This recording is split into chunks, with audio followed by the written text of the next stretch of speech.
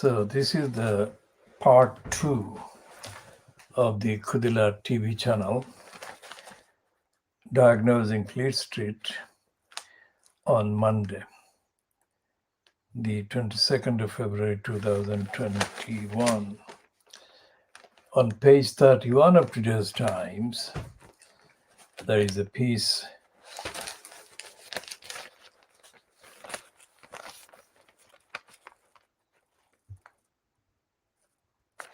So the piece reads, French academics tell minister to go over woke inquiry, but it's not about woke inquiry, it's about her anti-Islamic hate agenda.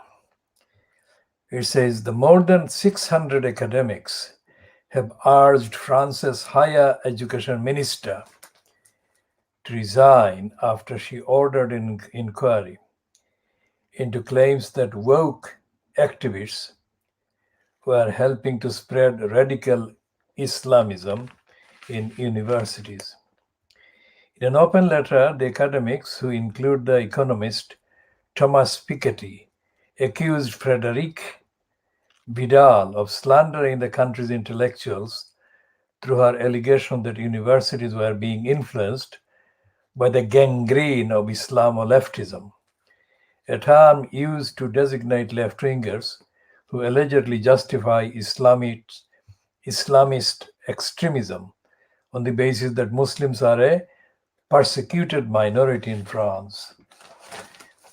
And the article goes on in the same way.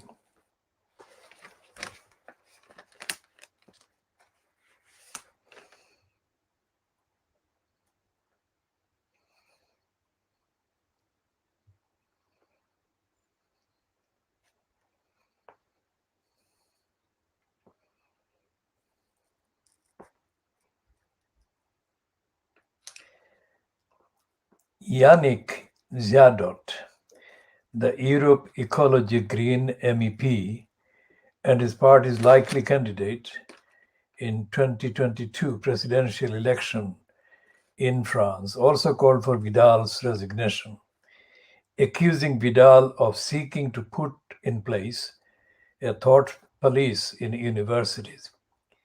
He added that Macron's government was helping to rehabilitate Marshal Philippe Pétain, the French wartime leader who collaborated with the Nazis.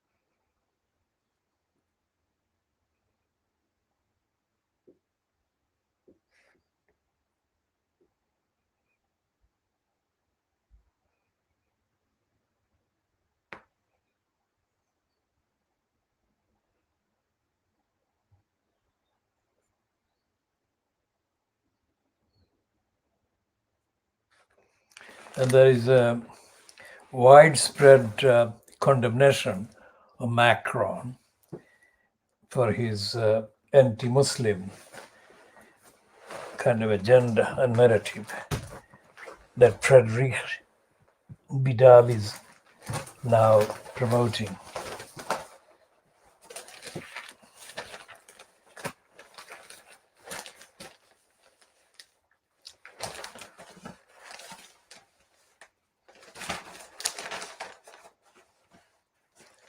And the Times has got the anti-Muslim stooge, Trevor Terrible Phillips, promoting anti-Muslim platforms and ideas about COVID-19 and the claims that various minorities, numerical minorities in Britain are being discriminated against.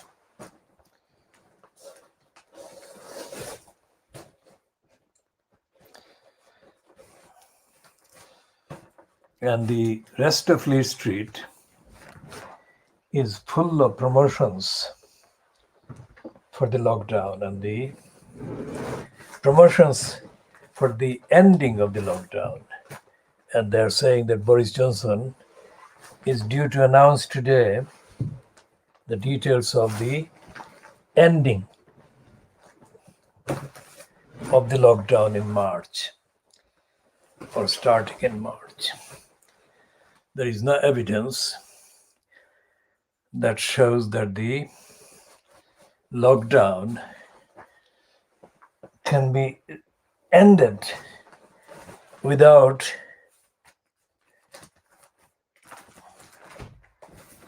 the surge in the virus being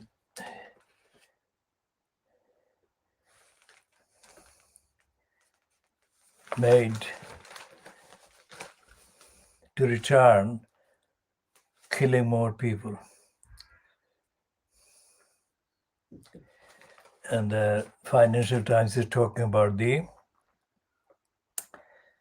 4 tests laid down by Johnson for ending the lockdown. Now, in the Business Life piece by Pilita Clark, the headline is "Toxic Offices Do Not Change When They Go Virtual." Now, there is a picture of a man 60 Minutes star Mike Wallace, who has been accused of having harassed and humiliated colleagues. So what she's saying, Pilita Clark, is that when I went to live in the US in the 1990s, Mike Wallace was still one of the biggest names in television journalism. The ordinary 60 Minutes star was close to 80 at the time, but regularly came up with knockout interviews that shot into the headlines. Little did we viewers know what a monster he was to work with. In the newsroom, he would poach stories from outraged colleagues, throw stuff at cowering producers, and grab the bottom of any hapless female passing by. All this was revealed last week, by Ira Rosen, the late Wallace's producer, in a new book called Ticking Clock: Behind the Scenes at 60 Minutes, and What Scenes There Were. Wallace was also fond of snapping secretaries' bra straps and getting women to sit on his lap. Once, after grabbing and squeezing the breast of a female producer, he said to her, "That time of month." Rosen himself was routinely shouted at and humiliated. The verbal harassment I experienced from Mike Wallace and other TV big shots was, in a word, criminal, he writes. Today, I might call HR, hire an attorney, and threaten a very public lawsuit. But neither he nor anyone else did that. And so the abuse went on. The book is a reminder of how much has changed since the years when such bullying was routinely ignored. For a long time, there was not even a name for it. Newspapers did not use the term toxic work environment. It's not a term, it's a phrase, to describe dire workplace behavior until 1993. The Factiba news database shows. A common complaint comes from people who belatedly discover they have not been invited to online work meetings. So Pilita Clark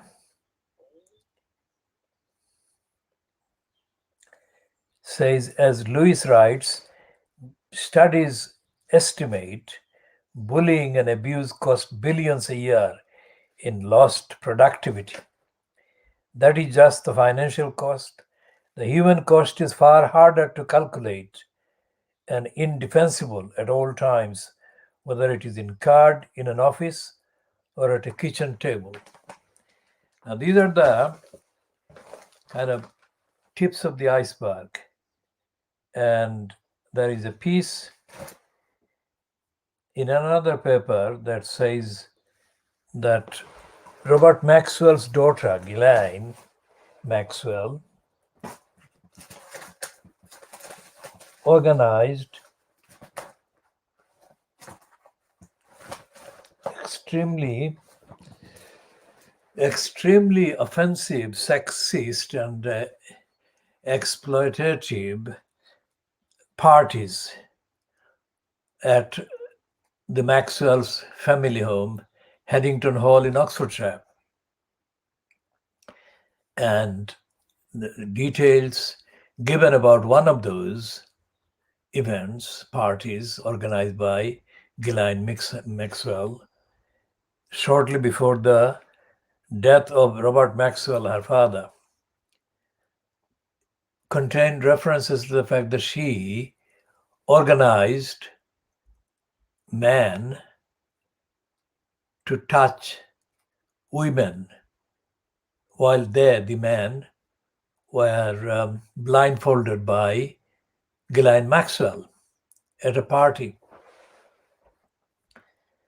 And the women were asked to take off their bras and stay for the men to touch them, grab them by their breasts, and to identify them by the size and shape and the feel of their breasts.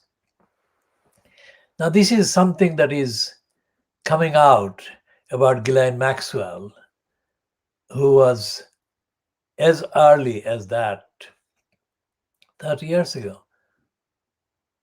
30 years ago, or more than 30 years ago, she was engaged in sexually abusing women.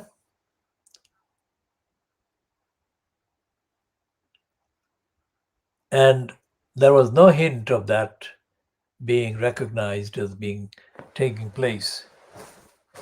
No newspapers, no media was doing any reporting.